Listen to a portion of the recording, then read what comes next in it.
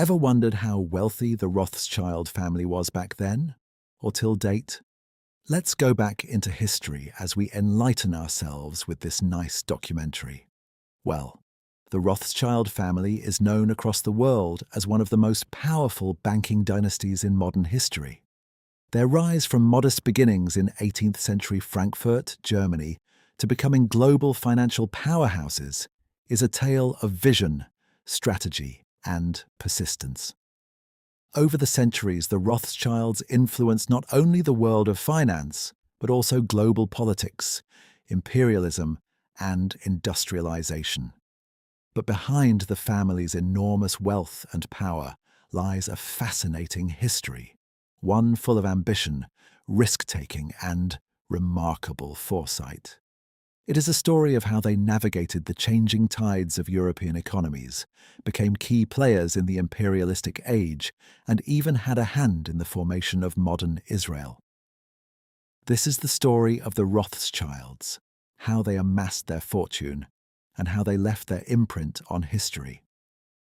Now to the Suez Canal and British imperialism. In 1875, a deal took place that would alter the course of history and solidify the Rothschilds' place in the financial annals. By this time, European imperial powers were feverishly expanding their colonies across Africa and Asia. The Suez Canal, completed in 1869, offered a shortcut between the Mediterranean Sea and the Red Sea, drastically cutting travel time between Europe and Asia. For the British, controlling this vital waterway meant a significant advantage in maintaining their empire, particularly their prized colony, India. But it wasn't just about imperial ambitions, it was about power. The Suez Canal was a direct link to British India, and with it, British economic interests were deeply tied to this strategic passage. However, Britain did not have the money to buy a controlling stake in the canal. This is where the Rothschilds came in. Through their London-based bank, the Rothschilds lent the British government £4 million, an extraordinary sum at the time. This loan allowed Britain to purchase a large share in the Suez Canal Company, thereby securing control of this vital maritime route. The investment in the Suez Canal is just one example of how the Rothschilds were behind the scenes, financing British imperialism and reshaping the political and economic landscapes of the 19th century. This transaction was not just about money, it was about access, power, and the ability to dictate the terms of global trade. Before we go any further, I'd like to ask you something simple. Where are you listening from right now, not only on the map, but within your day? Are you settling down after hours that felt a little too full, or easing into rest earlier than usual? And what time is it where you are? It feels right to ask because the story we're about to enter exists beyond our usual sense of time. The world we're exploring tonight doesn't follow clocks or calendars. It unfolds across stretches so vast they hardly seem to move at all. If this space feels calming to you, or if gentle science helps your thoughts relax their hold, you're always welcome to like the video, subscribe to stay tuned, and at the end, share your thoughts in the comment. It simply helps this quiet corner reach others who may also be looking for something steady and unhurried to listen to, though there's never any rush here. Now let's begin gently as we dive back into our clam history. Ever heard of the Rothschilds' banking empire? The Rothschild family did not rise to power overnight. Their journey started in Frankfurt, Germany, in the late 18th century.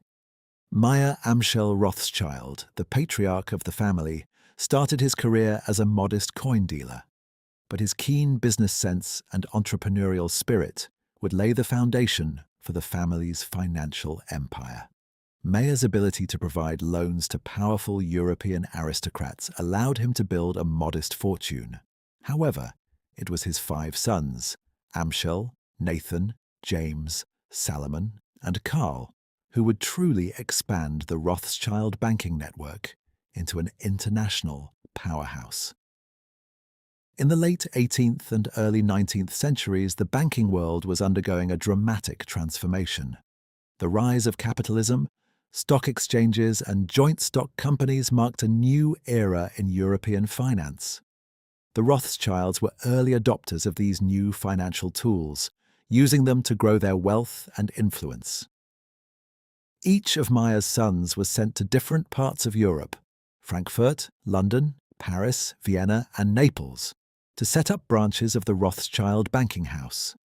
This strategic division allowed the family to dominate the financial scene across Europe, offering loans to governments, businesses, and industrialists. Their financial expertise was especially crucial during times of war and political upheaval. Talking of Napoleonic Wars, betting on both sides. Perhaps one of the most remarkable feats of financial acumen was the Rothschilds' involvement in the Napoleonic Wars. The family, leveraging their extensive network and their access to critical information, managed to finance both the British and French governments during the wars. They were playing both sides, offering loans and buying up government bonds at highly discounted rates, which would pay off handsomely once the wars concluded.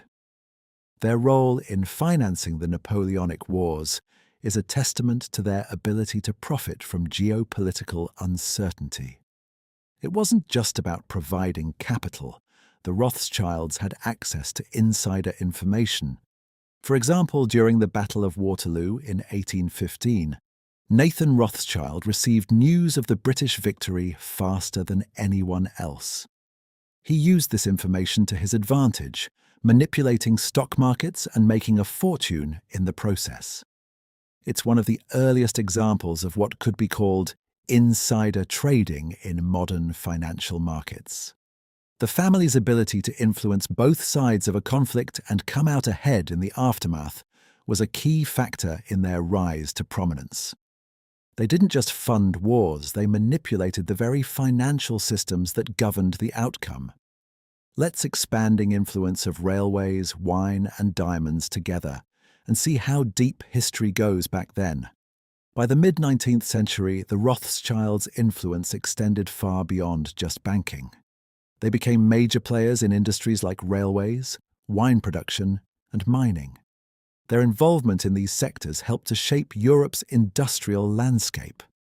In France, the Rothschilds became major investors in the country's railway system, providing the capital needed to build the vast network of railways that connected cities and regions.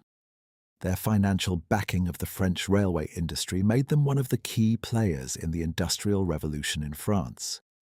But it wasn't just railroads. The Rothschilds also became major players in the French wine industry. By acquiring prestigious vineyards in Bordeaux and other regions, they transformed the wine trade. Their investments in the wine industry have paid off immensely, with their wine estates remaining some of the most sought after and valuable in the world to this day. Perhaps one of their most lucrative investments came in the late 19th century, when the Rothschilds bought a significant stake in the De Beers mining company in South Africa. This company would go on to control the diamond trade for much of the 20th century, making the Rothschilds one of the key financial backers of the global diamond industry. Their wealth was now tied to precious stones, as well as to the building of nations through infrastructure. Have you heard about the Rothschilds and Zionism back then? As the Rothschilds' financial empire expanded, their influence began to extend beyond the world of banking and industry. They became deeply involved in the Zionist movement, which sought to establish a Jewish homeland in Palestine. One of the most famous members of the family, Baron Edmund de Rothschild, played a pivotal role in the early years of Zionist settlement in Palestine. Using his wealth, Edmund financed the establishment of several Jewish colonies in what was then part of the Ottoman Empire. His support for the Zionist cause helped lay the groundwork for the creation of the State of Israel decades later. This aspect of the Rothschilds' legacy is often overlooked, but it shows the family's unique position in history, not just as financiers, but as active participants in shaping the future of the Jewish people and the establishment of Israel. Now the 20th century, challenges and decline. While the Rothschilds enjoyed their golden age in the 19th century, the 20th century brought new challenges. The two world wars, the rise of the United States as the dominant global power, and the decline of European colonial empires all had an impact on the Rothschild family. During World War I, the family's interests were threatened by the rise of anti-Semitism, which was exacerbated by the war and the financial instability that followed. After World War II, the Rothschilds' wealth and power were no longer as absolute as they once were. The American financial system had overtaken European banks, and the family's financial empire had become more diversified, with less central control. Despite these challenges, the Rothschilds remain a symbol of immense wealth and power. They continue to have significant stakes in various industries, including finance, wine, and real estate. However, their role as the undisputed rulers of the financial world has diminished. Warping up my conclusion about this interesting documentary now, and would like to see yours. The Rothschild family's legacy is one of ambition, perseverance, and strategic brilliance. They were not just financiers. They were architects of modern finance, imperial expansion, industrialization, and even political movements. From their involvement in the Napoleonic Wars to their key role in shaping the modern state of Israel, the Rothschilds were at the heart of many of the most important events in world history. Today, while their name is no longer synonymous with the height of global financial power, the Rothschilds' influence still resonates in many sectors. Their legacy is one of remarkable success and resilience in the face of historical challenges. The Rothschilds remain a testament to the power of capital and the immense impact that a single family can have on the course of history. What do you think of the Rothschild family? Were they lucky to rise to power, or did their shrewd investments and strategic foresight make them one of the most dynamic financial families in the world? Let us know your thoughts in the comments. And in the meantime, thank you very much for watching.